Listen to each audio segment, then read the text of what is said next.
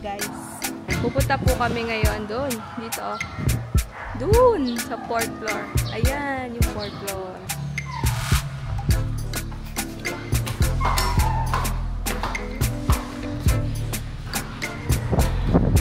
Andito na po tayo sa pinakamagandang classroom. Kasi chumula.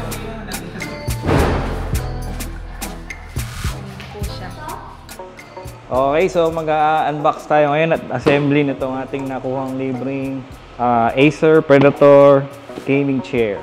Tingnan natin kung ano laman na to. Yan, so bali na libre natin to nung bumili tayo ng Acer Predator na laptop. Meron siyang libreng chair. Ba, okay, may kasama pala siyang mga tools. Maganda yung pagkakabalot niya. Meron siyang, ito yung mga tornilyo.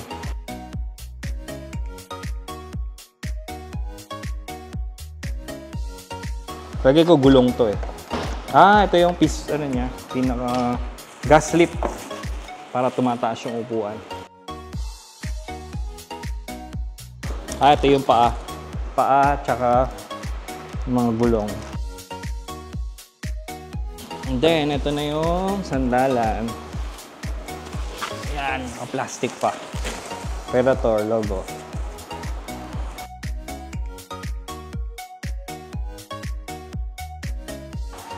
Ayan, syempre first step, gagawin muna natin yung pinaka-paa. Plastic lang pala to. Hindi siya bakal tulad nung gaming chair ko sa bahay. Meron akong Sharkone SGS2 gaming chair. Panoorin nyo sa link na to yung video kung paano ko siyang inassemble. Ito naman kasi free lang, kaya plastic lang siya. Di salpak lang, wala tong screw.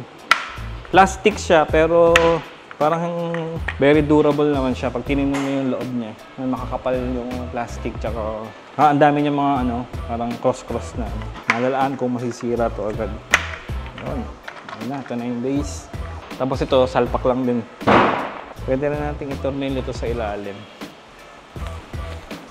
Pinaka-base. Kaya meron naman siyang label dito na front. Hindi natin tanggalin. Baka malito tayo. Siguro ito meron din. Yan, meron din siya nakalagay. So, hindi talaga kayo malilito. Yan, front. Tapos ito din meron. So, pag ganyan yan. Okay, tornilyo na natin to. Ang tanong, aling tornilyo yun? So, yun yung J. Letter J. Ito, yung 4 na piraso.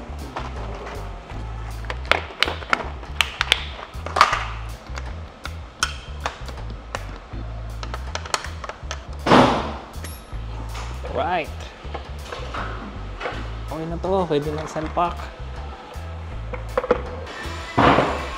Okay, mount natin to, yung mga armrest. Okay, letter I. Yung 8 piraso. Ito siya. Siguraduhin natin naka-flat to para hindi siya gumaganyan-ganyan. Parang isang mahabang room pala to, tapos dinivide lang. Diyan nagkakarinigan kayo sa kabila. Kita natin para walang play. Ano lang siya? Up-down lang. Up-down. Yan, wala siyang wala siyang recline. Hindi na rin recline.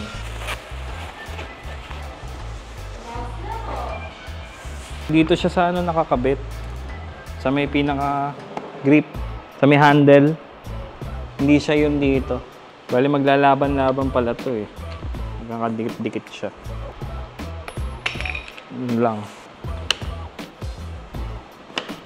Kung kailangan higa. Kung kailangan natin tulong dito. Mela, tulak mo nga ito. Hindi kaya ni Rain. Matigas eh. Tulak mo lang tong sandalan. Kailangan magdikit to eh. Papunta dito. Yun. Teka. Hindi na tapat. 1, 2, 3, go. Kapalin mo. Kapalin. Okay, pagdikitin mo. Bitaw. Okay na. Naka-thread na.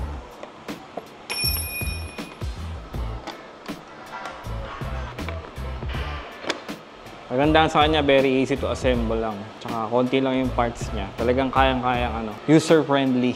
Kahit sino kayang i-assemble. Tsaka hindi mo na kailangan ng tools dahil Allen key lang kailangan. Provided naman na Maganda yung quality ng leather niya. Parang siya nung, alam mo yung sa material ng wallet. Parang ganun. Parang cow leather. Sana hindi naman siya madaling mag-crack. Tsaka maluma. Pero in terms of paglilinis kasi, ang kagandahan ng leather, pwede mo siyang, natapunan siya ng dali siyang punasan. Pero mayroong mga portion to na parang tela. Ingatan nyo na lang. Dumumi. Kasi hindi siya natatanggal. Okay. Ayan, all goods. Testingin natin. Ito may mga pa dito. Cover. Gawin natin yung mga takip.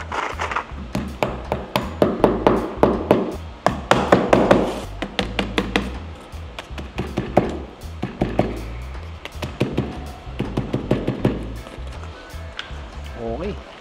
Pwede na testing. Testing.